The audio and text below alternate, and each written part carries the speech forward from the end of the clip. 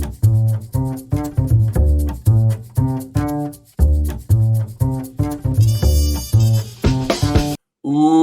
to the Dalen Show. Hey, world. Hope all is well. Hope everything is going well in your lives. I just want to send a good gratitude to you guys for showing me so much appreciation and love over the last month. I know I want to apologize as well. I know I have been away for a while. Man, just being a college kid is weird with my schedule. So sometimes I think I have time, sometimes I don't, and things pop up. So I apologize for not being here the last few weeks, but we're here, we're back, and let's enjoy what we have in the moment as well. Without further ado, let's introduce our guest for this week, Coach Darnell Haney. Woo-hoo! Coach, first off, how you doing, man? And I appreciate you a lot for reaching back out to me. I know you're having a lot going on, but how you doing, man? How's everything in your world going right now? Everything's great, Dalen. Thank you so much for having me. I'm excited. Of course, man. Coach, if you don't mind, I'd like for my listeners and viewers to, before we start, to get like a quick grasp of who my guests are if they don't know a lot about you. So if you don't mind, just give people a little brief kind of like overview about yourself, where you're from, what you do now, and just some things you've been able to do in your life to get you where you are today.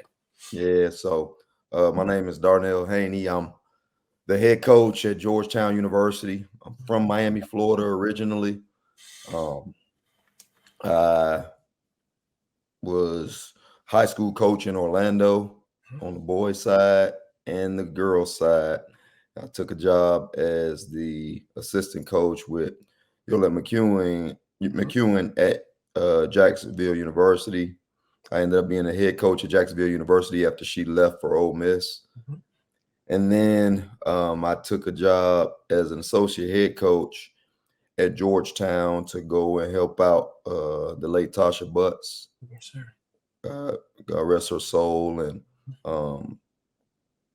now I'm the head coach at Georgetown. So I'm just blessed to be able to use the game of basketball to be able to, spread God's message and also use the game of basketball to be able to just help young people, man. So I'm excited about that as well. All right, I want to start more relative with you real quick before we get into kind of your deeper background.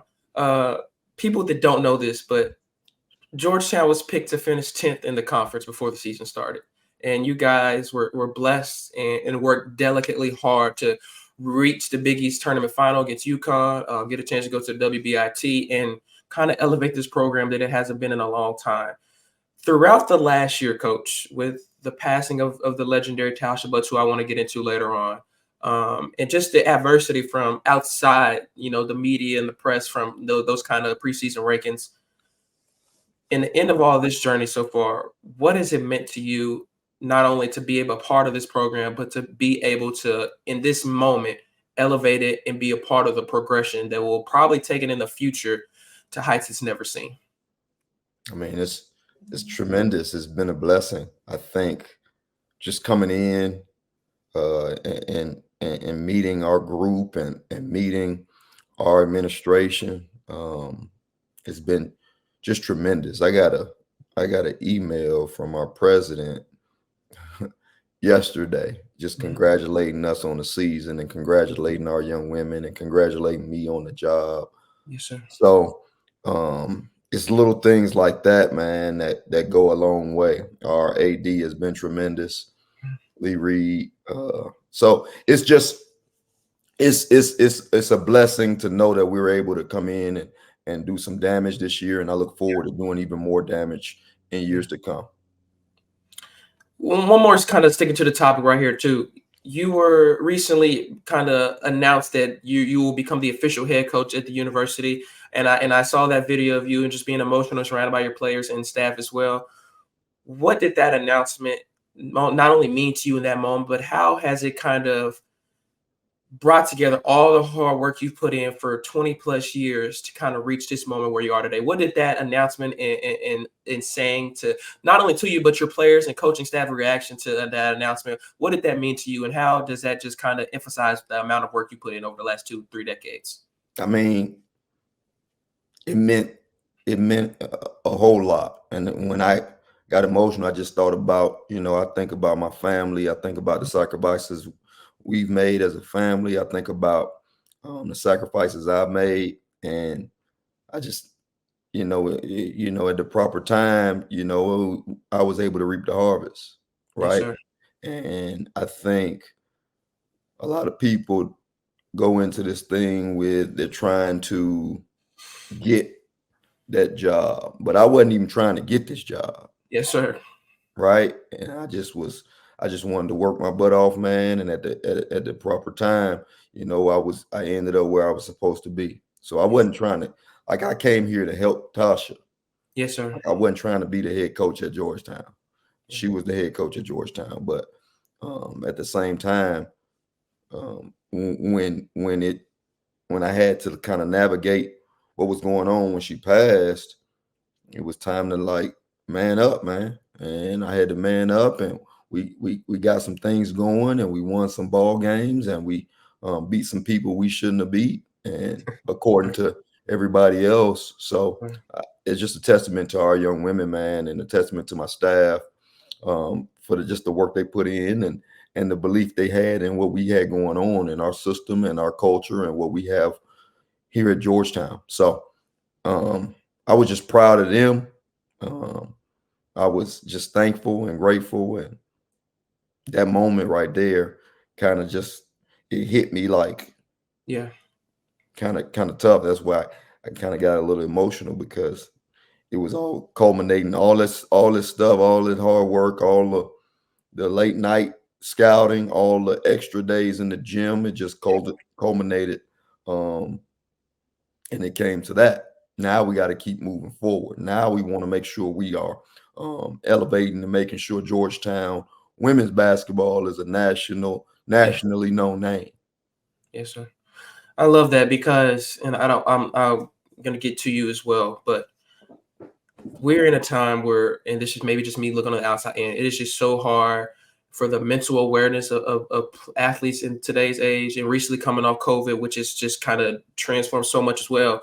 But the NIL and the transfer portal has changed so much too. I want to just give you your flowers and your coaches, have even your players for dealing with so much, and then on top of that, the passing of Tasha Butts to still come together and be one and unite and play your butts off every single game and get where you are today is really inspiring for a lot of people. So I hope you understand that because some people tell me it's just basketball, but I don't think a lot of people also realize, like you kind of touched on earlier, basketball has changed a lot of people's lives. A lot of people have gotten to where they wanted in life because of this orange basketball. And so I am just applauding you and what your staff and what your girls have bought into this year, because I know I don't see a lot of the background work, but I know none of it is easy because what you lead up to on the court is just 1% of what you do outside of the court. Absolutely, absolutely. Thank you. Of Appreciate course. that. Talk about growing up in Florida. What was the Florida lifestyle like for you, man? What was growing up in Miami like for you? And at that time, when did your love for basketball and sports come? Was it at a very young age? Did you kind of get into it as a older young man? When did your love for basketball come into part? And what was the Florida lifestyle like for you, man, growing up? Where you from, Dalen? I'm from Arkansas originally. Okay. So in Miami, Florida, in Florida in general, like football is king. Mm-hmm. Yes, sir. So you sick from 6 years, from 5, 6 years old until whenever, like you get into high school, you playing football, and I was one of them, Yes, right? sir. Football guy. I started playing football. I was playing football, and then got like to middle school, and like I wanted to be like different. Like Mm-hmm. I like football. I like the Yeah. competitiveness, but I wanted to be different, and I felt like um, I wasn't finna be running across the middle um, for the rest of my life, right? I ain't Yes, want to do sir. that, right? So I got a chance to or getting sacked at quarterback or whatever the case may be, right? Mhm. But um, I got a chance to after school. I would always go, and if I didn't like football season is in like September to like November, and then in Florida it's always warm, Yes, sir. right? So I got a chance to after school or after I got back from school, I would make sure I got my homework done. I would go out and I would play. basketball. I would dribble the basketball for miles, man, to get to the park. We would go to the park. We would have games. We playing against the older kids. Um, it was just fun. Pine Lake Elementary. We used to go to Pine Lake Elementary and get it in, Yes, right? sir. Every day after school, we would be there. On the weekends, we would be there. Like it was packed. Colonial Park would be packed. Mm-hmm. Um, Richmond Park would be packed for football, but in the spring, you got to go out there and you got to hold your own in basketball. Yes, You sir. get to Perrine Park, same thing. They got basketball, but they got baseball fields out there. But you go out there and you play basketball. You got to play basketball. You can't play.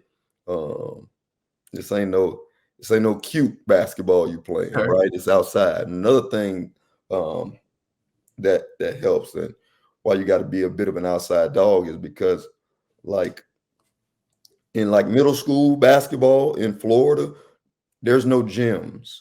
Mm-hmm. So like you playing middle school games outside. Yes, sir. You don't get into a gym until you get into high school. We Mm-hmm. played our middle school championship game. I remember we played that at Tropical Park outside, Mm-hmm. right? Then you get to that gym in high school, football still ruling, and I got to Miami South Ridge, and football was ruling, and we played. Our teams were one of the best teams to ever come through there, Yes, right? sir. And I think just kudos to my coach Rick Garcia. He was tremendous in our development in learning the game of basketball and not just being like we were always going to be athletic. We had people that was dunking all over the place, and we had a couple kids that can score, and I was kind of the one that needed to get people the ball. Like I, Mm-hmm. you know what I mean? So like that was my role, and that's what I did, and I ended up going to. We ended up doing very very well, and one of the best teams to ever come through there. Like my class, Yes, sir. still friends with those guys to this day. And I ended up going. I went to Florida A&M, Yes, sir. and I ended up going to. I wanted to be an engineer, Mm-hmm. so I went to engine. I graduated as a civil engineer. So I ended up going to work after I graduated. I worked at this for this construction management company that built schools. Yes, sir. So I was working for that construction management company, and you got to get up at 6 in the morning to make sure you watching the concrete pour, and you got to make sure they're doing it right. And you got to, as an engineer, you just kind of like overseeing what's going on, Yes, right? sir. And what I was doing. And we finished that school. I got a chance to meet some good people, especially in the county, right? In the school district, because um, it was a school we were building in a district. So I met a lot of people doing that. So as an engineer, I was able to go to like schools and just talk to young people about how engineering works. Mm-hmm. So I was doing that, and I was also coaching this boys AAU program. Yes, sir.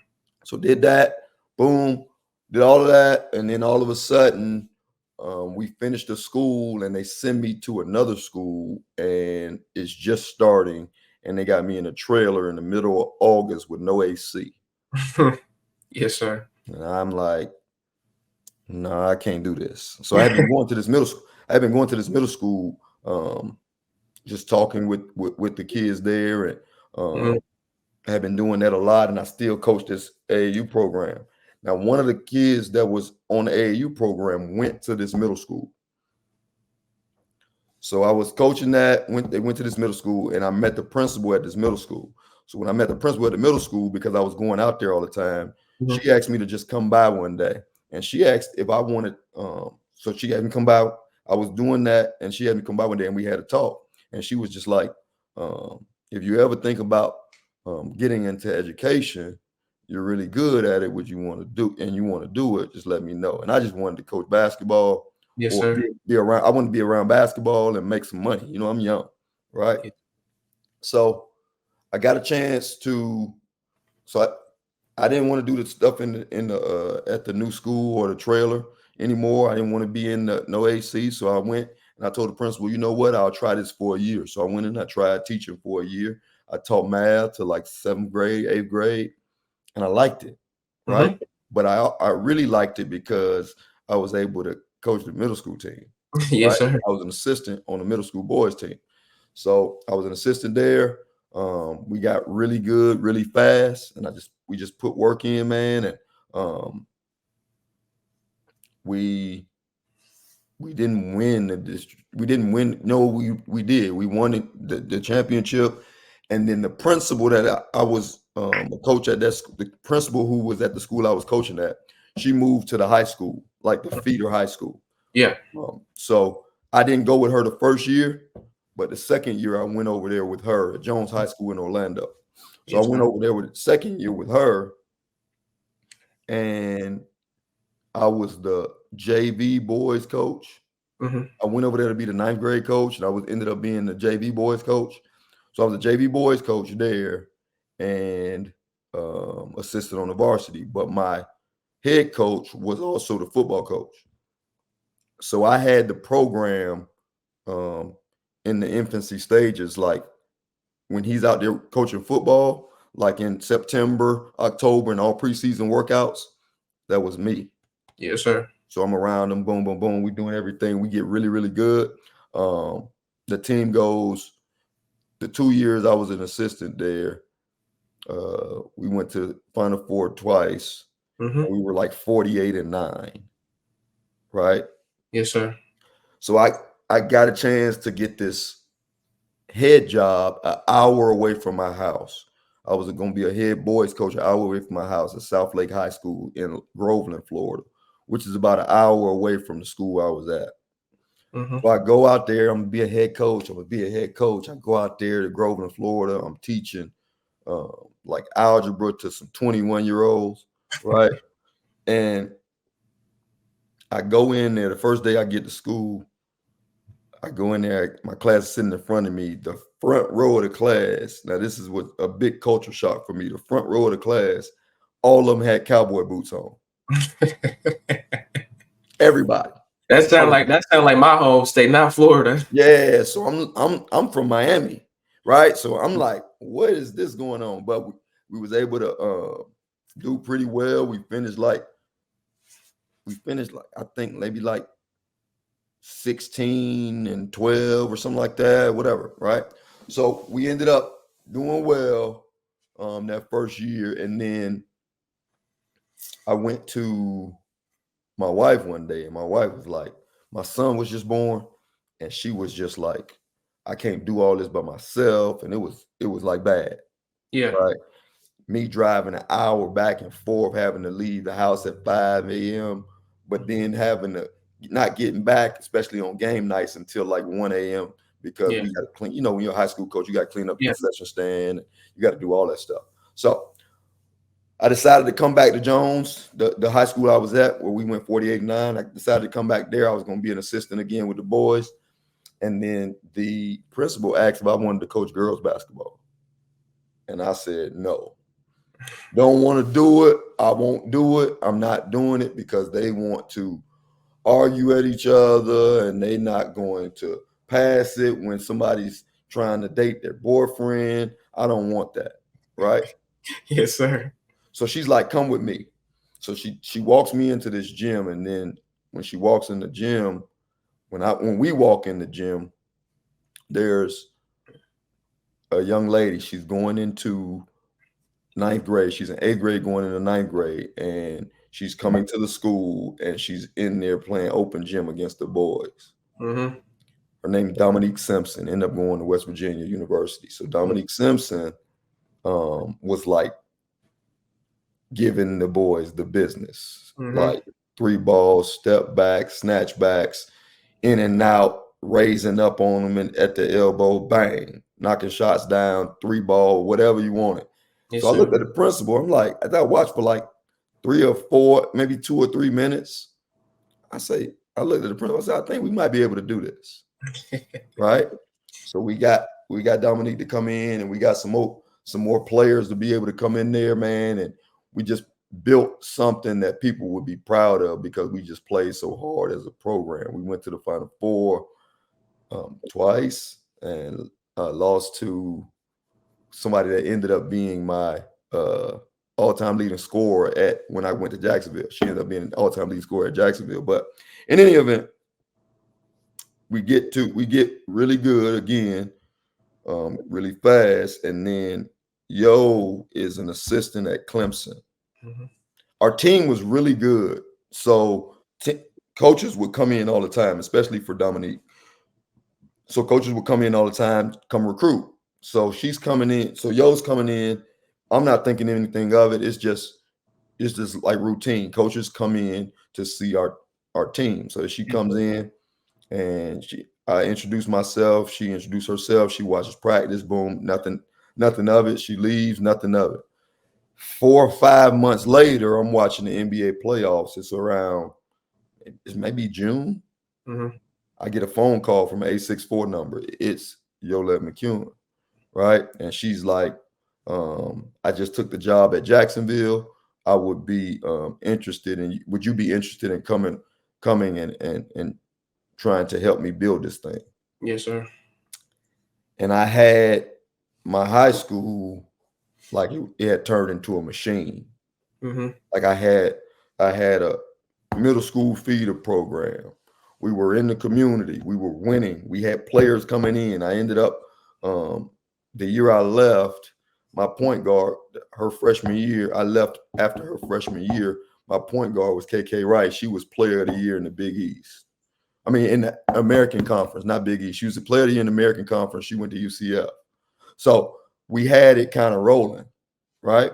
Yes, sir. Well, my wife, again, she's like, dude, you say you want to be you want to be a college coach. This is your opportunity, right?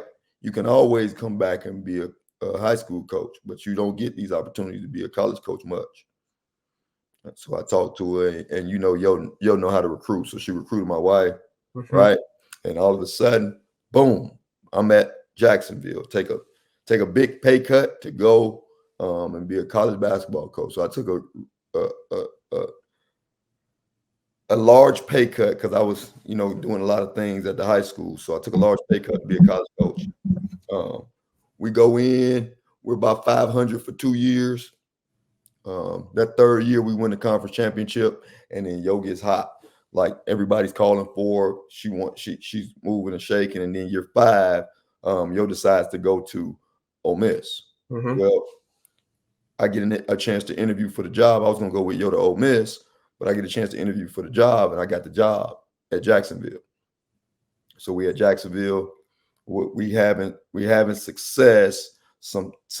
The conference had been realigned, so they added some schools in there. Right when I got there, when I got the head coaching job, but we were really doing really well. We always had very competitive. We finished always in the top half of the league, or top 4 of the league, top 3, top 2 sometime. And it was just time, right, on both ends. So we decided to part ways, and that's how I ended up at Georgetown with Tasha. So we get to Tasha and Georgetown. We're here to help her. And then all of a sudden, like Tasha brings us in the office one day as a staff. We're in workouts, and she says she has to go in the hospital again. Boom, boom, boom. I'm thinking she's going to be out just for a little while. We're running it, whatever. And then the AD calls me, and he's like, this is going on. Tasha has to take a little leave of absence because she has to make sure she takes care of her health. Mm-hmm. So she took a leave of absence to take care of her health, and we started practice. When she took the leave of absence, on a Thursday. That next Monday was the first official day of practice. Mm-hmm. So we hadn't done anything because she had been out sick. So we hadn't done much. Like, we only did it like individual workouts. We hadn't put in the skull of anything we were going to do. We haven't done anything. So we kind of had a clean slate when we went in, and our young women bought into it, and then here come the season started. So the season starts, we get to rolling in the practice.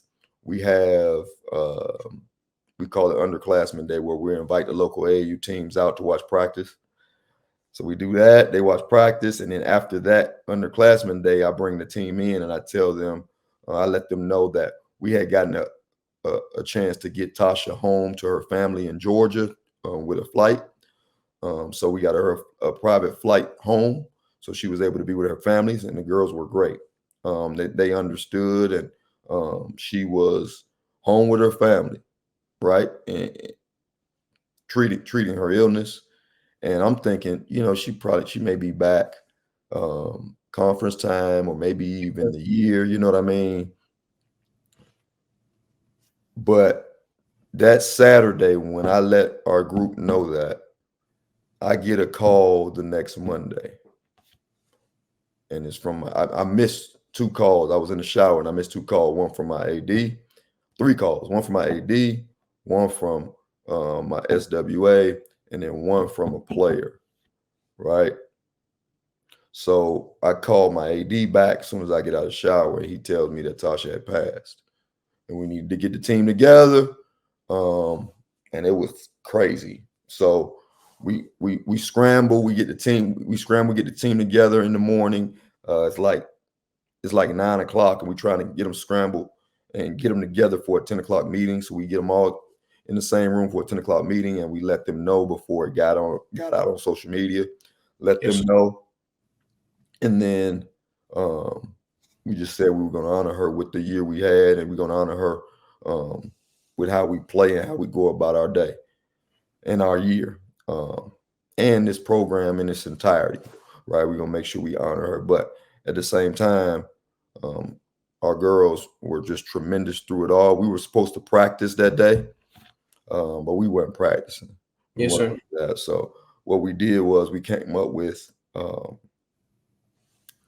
I had my staff go and buy posters, and we broke them up in position groups, and each position group did a tribute poster to Tasha. We posted the posters up in our gym, and every day before practice, we touched those posters just in remembrance of her and honoring her. Yes, sir. I want to ask you, because you kind of mentioned it a little bit, but family is really big to me. So talk about, in the midst of all of this, and even just growing up as well, your parents, grandparents, relatives, what did they mean in your life, and how instrumental were they in your life? And as well, now that you've got a chance to be blessed to have kids and be married, how is being a father and a husband change your life, but also how have you had to adapt to being a father and husband to make sure you're balancing? I'm a coach, but I'm also a husband and a father. So my upbringing, my mom and my dad, tremendous. My mom is a very spiritual woman. That's where I get my spiritual side from. She always makes sure I stay grounded. Sometimes I can get out on a limb. Some of the things I say, man, she might Yes, say, sir. "What do you mean by that when you said that?" But in any event, she keeps me grounded, man, and she's a big reason why I'm so spiritually driven.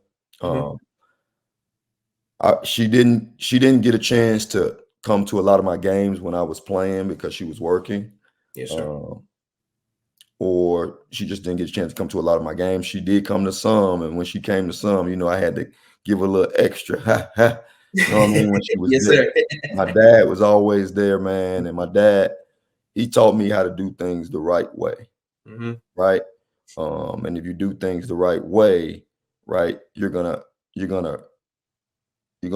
reap the benefit of it. So a little story about him, I was trying to get out, and I was trying to go play basketball with my friends, but I had like chores I had to do, finish my homework, chores I had to do. And one of the chores I had to do was I had to cut the grass.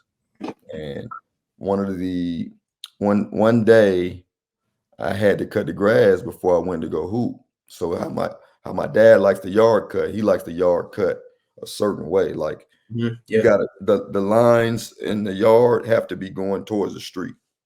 Yes, sir. If they're not going towards the street, you did it wrong. But Yes, sir. it was quicker if I went the side way, right? So if I went where it was going with the street, it would be quicker for me. So I can get it done so I can go hoop. Well, I tried to do it the side way, and my dad get home, and he sees I did it the side way, and the sideways don't work for him. So what I had to do was the next day I had to recut the yard all over again. Like, and it wasn't cutting nothing, but I just had to make sure the lines was going towards the road. Sir. Right. And it just taught me how to do things the right way, man. He was always teaching me things like that, man. And I appreciate him for that as well. Now, fast forward, I'm working as a project engineer, and my first child, my wife, now we have our first child, Imani. She's graduating high school this year. And she taught me, like, she made me grow up. Mm-hmm. Right. I had to support her. I had to support my wife. I had to support our family. I had to make sure I was a high level communicator, because Yes, things, sir. I had to make sure that I was doing things for a reason. I just wasn't out here. Right. Yes, So sir. she made me grow up. And then my wife, and honestly, having two girls, so I have a oldest daughter Mm-hmm. who's 18. I have a son who's 13, and then I have a baby girl who's 6. Mm-hmm. And having two girls and a wife have helped me tremendously in women's basketball. Yes, sir. Right. Because there's a difference. Right. And when I used to coach high school girls, I was like, why are they doing this? Why are they acting like this? What is going on? And my wife would know. Yeah. She know what's going on. So she's helped tremendously with my progression as a coach on the women's side, because you got to go about things a little differently than you would on the men's side. Yes, sir. And it's basketball. The basketball piece is basketball regardless. So, like, it's not the basketball piece at all. Yes. It's how you can get the best out of them. Mm-hmm. Yes, sir. What was your process in choosing and attending FAMU? What did you have? What were some of your other options? And going into FAMU, what was your? I know you talked about wanting to be an engineer. How did that process come along for you in college? Did you? And I asked this as a college student as well. And this is kind of just maybe like a piece of advice for college students. What was your 4 years like? I know some people say it went really fast, it was slow. I had my ups and downs. Just talk about a little bit of your process of going to FAMU and your time at FAMU as well. Right. So I had a couple situations that I was going to go to, some out of state schools, some Division II schools that I was going to go, and I was going but the Division II schools, all of them were liberal arts schools. Okay. Right. Yes. So all them liberal arts schools, and I was talking with my grandmother, and my grandmother was telling me that engineers make money. Yes, sir. So I was trying to make some money, and I was going to walk on. I got kind of recruited walk on at FAMU. Yes, right. Sir. And they changed the coach my first year that I got there. Right. So I'm going to FAMU to be an engineer, and then I'll hoop. And the 4 years, like, it's Florida. A lot of people I know went to school there. Mm-hmm. A lot of people so I was able to, like, some childhood friends went to school with, that I went to school with, and it was good. My time at FAMU was tremendous. I met a lot of people. I learned a lot of things, man, and it set me up to go be an engineer in Orlando. But it also, like, it taught me how to learn. I was in a class one day, and the class was just tremendous. It was a history class, and it talked about we would just have debates every day in class, right? And I love that stuff. Like, I would see, and he would ask questions to kind of spark thought. Yes, sir. Right. So the class was tremendous, right? But then we get the test, and it's about nothing that we were talking about in class, because I had to get in that book. Yes, sir. Right. I had to do the reading. So if I had done the reading, I would have been good for the test. I was in there to be entertained. I wasn't in there to take care of business. Yes, sir. That's what I learned how to learn with that one situation, and it happened fast, man. I learned like this is serious business. So let me take care of it. Coach, I want to ask you again something like family is huge to me. I'm a huge music lover, and I listen to a lot of different genres of music. What's your taste in music like, man? What are some of your favorite artists? Are you old soul, kind of more of a Listen, mixed old and new school? I'm gonna be totally honest with you, man. I love music, but I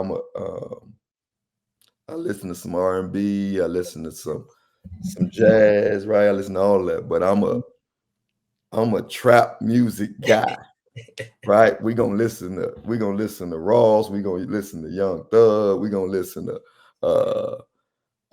everybody, Jeezy, we listen to all of them. It's bumping in the truck, and we gonna listen to it in practice, and the girls are like, what is going on? But I just love it. I love it.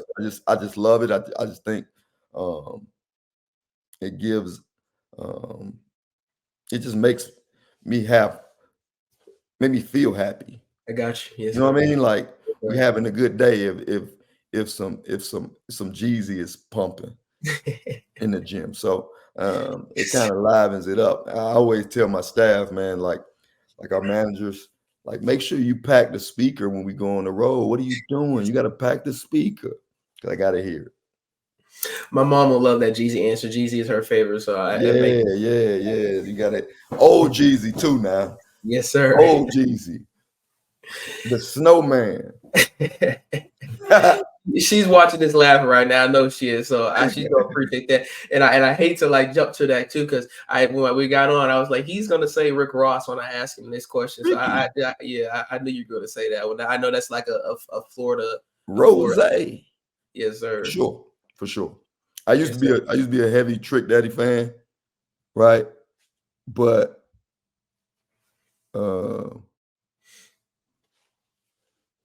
Rose. Yes, sir. Rose. Coach, what was your initial first coaching job like for you? Kind of talk about what was it like to kind of get your feet wet, and also your transition from high school to being more into the college realm. Maybe just a few things, but what was the major differences you saw from when you got to Jacksonville University and throughout your time in high school? What were some of maybe the differences you saw in college ball, college students, the atmosphere, maybe things like that?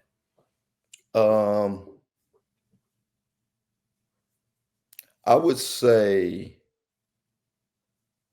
the biggest aha moment that I had when I got to college was that you don't have as much time with the players as you do as a high school coach. Yeah. And for example, like in the summertime, we can like really get better in the summer, right? As a high school coach, you can get better as in the summertime because you can have them in the gym during the week. Like you can put in a 2 hours during the week. You can really get better, especially like in the month of June. You can do that. But in college, like we get 8 hours a week, and that has to include weights. So we in the summertime, we getting 4 hours of basketball skill development a week times 6 weeks. That's 24 hours the whole summer that you're getting better as a player. Yes. With your coach there. That ain't enough. Yes, sir. Right? So it's imperative that the player has the intestinal fortitude to want to get better on their own. Yes, sir. You can't, you just, it's not enough time. And you think that when you get to college, it's basketball. College basketball, the basketball piece is maybe 20% of what a head coach is going through and worried about at the college level. 20%. You got to deal with boosters, academics, administration, Yes, sir. Making sure that you are a great ambassador for the university. You have to manage your staff. You got to make sure that the budget is intact. You got to make sure you got a whole bunch of things that you have to make sure that you are on top of. Then you got to go to practice. Yes, sir. Then you got to play games. Yes, sir. So it's imperative that you have a system in place for everything. Yes, sir. How we recruit, how we come in the gym, how we meet to go over administrative stuff, how we do everything, right? So you got to have a system in place so it kind of works like clockwork, because if not, you'll get lost in the sauce, man. It's tough. I want to ask you, because you since you just talked about that, and I want to maybe ask, maybe now, since the season is over for you, what is your day-to-day schedule like? Maybe if you could give like a little quick breakdown of. Season's over. I get in the office, depending upon what we got to do. Maybe I might get in the office at 9, right? Get in the office at 9. Making sure I get my emails, I get my social media stuff together. I make sure that our social media team is ready to do whatever they got to do. Yes, sir. And then 10, an example would be, let's say we got a meeting that day, a staff meeting. We'll meet at about 10:30. I'll make sure we get the meeting ready. We'll have a meeting at 10:30. The meeting at 10:30 may go from 10:30 to 12 noon, maybe lunch. Players come by. We got to make sure that when they come by, they're welcome. We got to talk with them. Now it's 1 o'clock. 1 o'clock, you'll go. I'll go, and right now it probably will be like starting next week. It'll be, you got individual workouts. Yes, sir. So individual workouts with coaches, and you're down there. They got individual workouts and weights. They leave by about 3:30, 4 o'clock. Recruits are out of school. Yes, sir. You get on the phone, you talk with them, you talk to their circle, you make sure that they're hearing from Georgetown, and it gets to maybe like 4 or 5 o'clock. Staff is starting to get out of there. I may be looking at. I go through the year game by game. Yeah. And I just rewatch game by game of the year, and I'll start that. So I'll go through that, maybe do a game, and then it's 6 now. 6:30. I'll probably get my stuff, get ready to get up out of there, and next day get ready to do it all again. Yes, sir. And plan for the day. So I'm not counting when we got all staff meetings as a athletic department. I'm not counting when I have meetings with my administration, and that goes like on a daily. But it can kind of get tedious if you don't have a system in place. And then I'm not counting when you got to go on the road recruiting. Yes, sir. Right. So that's a big piece as well. I'm aware, and you talked about your relationship and time with Coach Yo. She has been a really beacon in my life now, being at Ole Miss, and I've just enjoyed being a part of her journey so far. What is your relationship like with Coach Yo, and also as an assistant coach for the if I'm correct me if I'm the first time at a college, what was it like to be under her wing and learn from her, and what were some of the things she may have taught you that helped prepare you for where you are today? Coach Yo is brilliant, man. She knows how to relate to people. She taught me how to recruit. She taught me how to go about this business. Yes, sir. She taught me a lot about coaching women's basketball. Yes, sir. How you can get the best out of women. Yes, sir. Right. And I think it goes unnoticed how good of a basketball coach she is. Yes, sir. Right. In the game stuff, quick hitting sets, defensively, like she's a really good basketball coach. So she's been tremendous. She's a mentor, a sister, and a coach.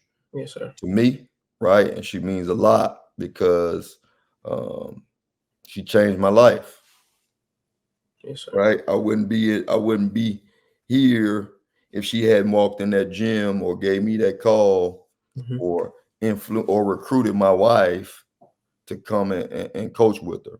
So extremely indebted to her, and I appreciate her for everything she's done for me, my family. And also, like, I just think she's a damn good basketball coach. Yes, sir. I say this because I've watched the two of you a lot. I see a lot of similarities in what the both of you do on the court. And when I say that, I mean defensively wise, because, and not just in women's, but in basketball in general, that I would say is a lost art, but it definitely becomes so hard to manage with the spacing in basketball now, the Mm-hmm. the importance of 3-point shooting now. How important is it for you to make sure that you have a system that you can trust, that you've always trusted? And how do you bring a team together to make sure they're trusting and believing in what you have to say and what you have to implement? I think it starts the first day, Mhm. right? I think it starts the first day, and it starts with making sure your group knows who they are. Mhm. A lot of times you go into a situation and you go into a head coaching job, or you go into and you're trying to figure out what you're running on offense, what Yes, you're sir. running on defense. You got all these fancy plays, right? But first and foremost, you got to know who you are, Yes, sir. right? And I know who I am. I know how I grew up. I know what was important to my coaches. I know what's important Yeah. in my life, right?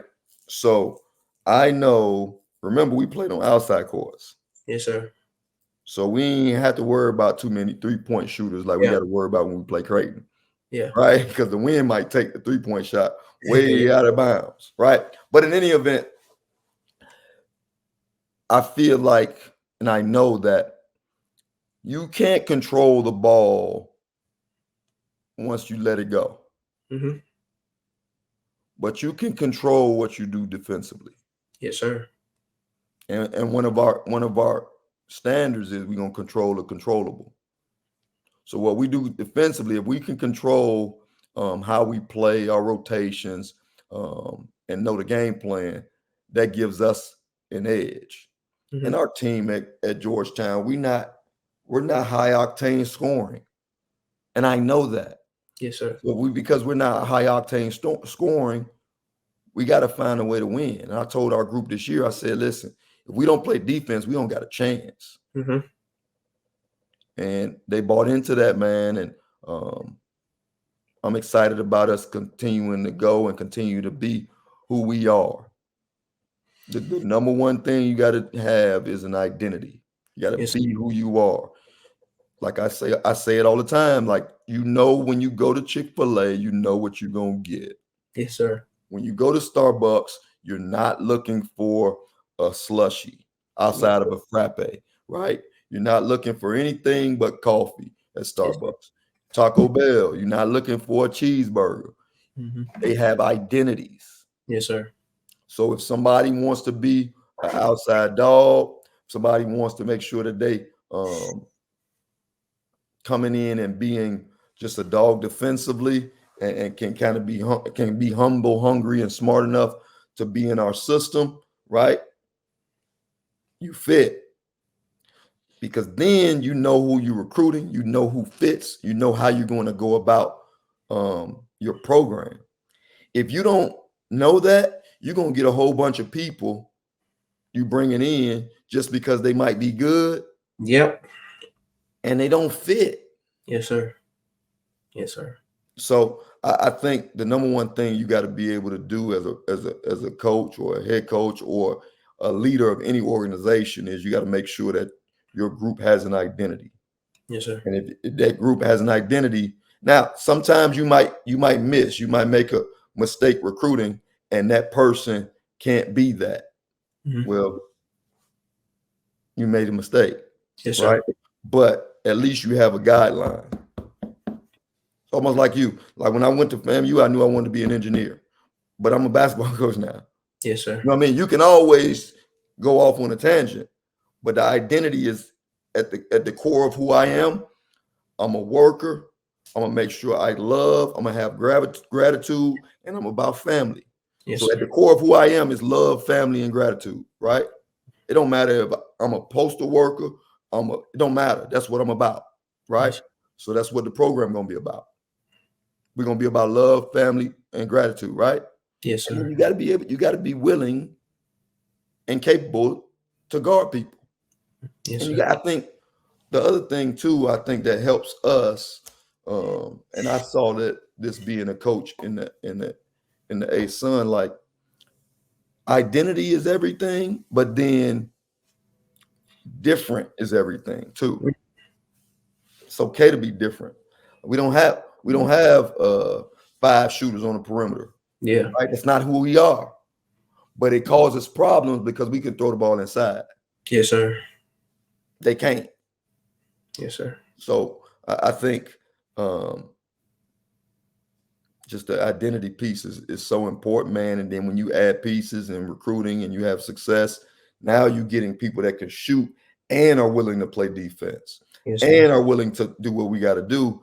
Now you start getting success like Coach Yo's had, like, Sweet 16s, top 3 in the SEC, which is one of the best leagues in the country. Yes, sir. Right. So like I just think once you just put all that stuff together, man, but it starts with an identity. Once you get the identity, then you can move from there. I know we don't have too much time left, but I want to ask you a few things.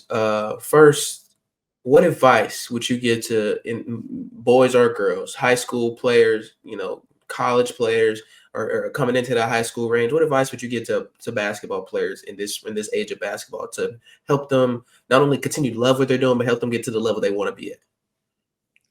I think this is high school players that are playing right now. Yes, sir. Okay. I think one of the best things that you can do as a high school player is to play and do it for you. Don't do it for your family. Don't do it for you. Because if you love it, you're gonna be good at it. Yes, sir. Right? You have to love it, right? And when things aren't going right, you don't play as much. You go to a school, you gotta love it. Yes, sir. Like I love coaching basketball. I was working as an engineer and I was coaching the middle school AAU team. Like I love doing it. If I could do it for free, if I had to do it for free, I would. Like I would coach like a middle school team for free. Yes, sir. Right? And because I love it, that keeps me, I'm able to go and say, okay, I'll stay up 4 or 5 o'clock in the morning, making sure I'm watching film to get my team prepared because I love it. Right? Yes, if I didn't love it, I wouldn't do it. Yes, sir.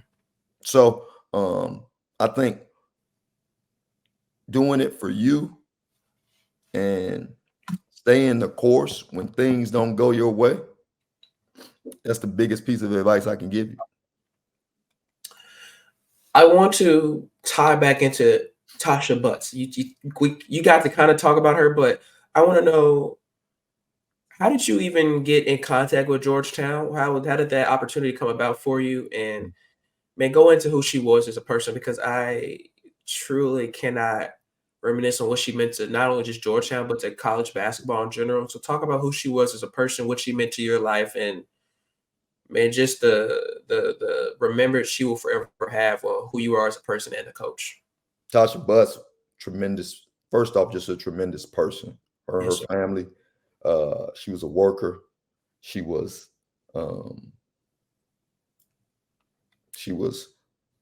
just a phenomenal person. Mm-hmm. So a little bit about how I met Tasha. I was the head coach at Jacksonville, and we was recruiting this kid out of Jacksonville. She was at LSU. Yes, sir. And she was Also recruiting the same kid. I'm at Jacksonville, she at LSU. I'm not getting that kid, right? So the kid ended up going to LSU, but I met her through that and then a recruiting trail, right? So fast forward to this past spring, I had parted ways with Jacksonville, and I was trying to get my assistant coach the job with Tasha up at Georgetown because she was from up this way, like in the mid-Atlantic. She was Yes, from sir. Delaware. So she was trying to get I was trying to get her the job with Tasha. So I sent Tasha her stuff, and then Tasha like interviewed her and talked with her, and um, she called me and she was like, I don't think I'm gonna go that route. I'm like, cool. And I was like, cool. So we hung up, and I was gonna stay in the state and probably go to one of the SEC, like either like Florida or Miami. I was in talks Mhm. with both of them to be on their staffs. But about 2 weeks later, I get a call from Tasha again. And Tasha's like, I'm not gonna go with. I'm like, so when she calls me back, I'm thinking she wants to talk back to my assistant, or she's already talked back Yeah. to my assistant. I'm like, oh, so you want to talk to my assistant, huh? And she's like, no, honestly, I wanted to talk to you to see if you would be interested. I'm like, whoa. I'm like, I don't know. I got some stuff going on here. I'm probably gonna stay in the state, whatever the case may be. Yes, sir. And she was like, yeah, just come and see the place, right? So I came up to Georgetown. I had heard of Georgetown before, of course, but I Mhm. had never like saw campus and saw really like been in the city of DC like that, Yes, sir. right? And or in the district of DC like that. But in any event, I got a chance to get up there. I talked with Tasha. It was just great. I felt like our facilities were really, really good. I felt like we had a chance to recruit, and I felt like we had a chance to win and win big, right? With what we had over time, right? Yeah. And I felt like I can help her tremendously. I wanted to help her. So I got back, and she offered me the job. I didn't know if I was gonna do it again. Again, I talked back with my wife. She was like, "You got to make this work. I mean, it's a good opportunity for you. You got to try to make it work." All right. So we get up there. I call Tasha back. I'm like, "I think we might be able to do it." So we go. I get back up there, and we just start working, man. And Tasha was just instrumental at a time where I was kind of like in a situation where I didn't know which way I was gonna go. Yes, sir. She she helped me. She helped my family out tremendously, and I'm incredibly indebted to her and what she's done for me and my family. Yes, sir. Coach, one of the things I love to ask, kind of wrapping up, is kind of two questions, but in one. And you talked about, I asked you about advice kind of towards basketball players. But what's one piece of advice you would give to people watching and listening that are not anything with sports at all? Just one piece of advice you went through and learned about life that you would give to people listening and watching. And also, another big thing for me is a legacy, and making sure I'm doing step by step, day by day, things that I want to be remembered for, and things that I love to do. So, Coach, when you know people hear your name, Darnell Haney, Hmm. what is the legacy you want to think about you? What is the thing that you want people to always remember about who you were as a person and as a coach and a father, husband? Who do you want them? What do you want them to remember about you as well? Hmm. So the first question was advice, right? Yes, sir. I think the best piece of advice I've ever gotten was to understand that I was a farmer, Mm. and I was everywhere I go and every person I meet and everything I do, I'm dropping seeds, right? So Yes, like sir. I'm on the Dalen show, I'm dropping seeds, right? Yes, I'm sir. trying to help Dalen. I'm trying to help somebody. I'm making sure somebody feels great around me. I'm Yes, making sir. sure I'm dropping those seeds, right? And at the proper time, I'm gonna receive a harvest. Yes, sir. But I'm trying to help all along, everywhere I go. I'm trying to help, right? So if I'm going in and I'm trying to help, and I'm not even like, don't look for it to come because you're Yes, just trying sir. to help. You know what I mean? So like Yeah. one of the things, like I got this job as the associate head coach and now the head coach at Georgetown because I was trying to help my assistant, Mm-hmm. right? And I don't know, you never know when it's gonna come, but at the proper time, you're gonna get the harvest because you're trying to help, Yes, sir. right? With what you're doing, you're trying to help the world, right? Mm-hmm. You're not in this, you don't get get into it for no money, because the money gonna come. Yes, Don't get sir. into it for none of that. You get into it to there's a need for what you have going on. There's a need in the world for what you're doing. At the proper time, if you're trying to help, you're gonna reap the harvest. Yes, sir. Right? Galatians 6:9 is what I live by. Yes, What I sir. live by. So the next thing is the legacy.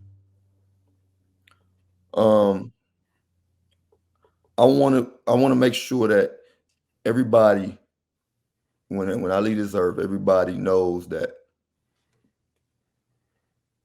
Haney was a family man. Mm-hmm. He cared about his players. He was a tremendous person that cared about people, that wanted to see people win, right? And also, like, he did whatever he had to do, or whatever he was doing, he did his damnedest to make sure he left it better than he found it. Yes, sir.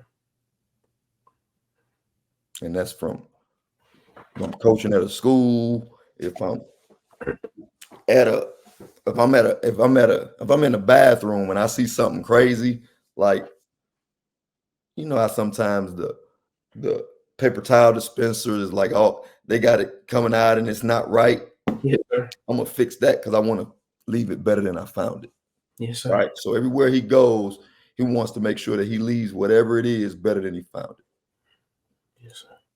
I love that, Coach. Thank you. Because I wrote down what you said because you said something that stuck with me. You said at the proper time.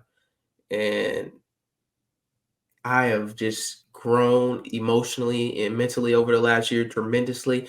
And I've had to learn, especially from my mom, that sometimes things don't come on my time, but they come on God's time. It ain't gonna And, never come on your time. and It ain't they, and gonna never be what you wanted to, what you yeah. thought you wanted it to be. And so that was, I hope not only just deep for me, but deep for somebody watching and listening. So thank you for sharing that No because, doubt. and you kind of talked about it, but to me getting into this was not for me. And I know my name is on the show and blah, blah, blah, but it was about people like you and people I've done so far for 4 years now to come and spread their seeds and share their story and wisdom advice. So thank you so much for saying that. No problem. Coach, I just want to applaud you again, give you your flowers for what you're doing and continue doing. And we're going to be wishing and praying for you and your family and your team. Thank you. Well, Appreciate that. And let's make sure we tuning in whenever Georgetown women's basketball is on. This is everybody that's watching the show. Let's make sure we tuning in. Y'all follow us on social media, Georgetown _WBB.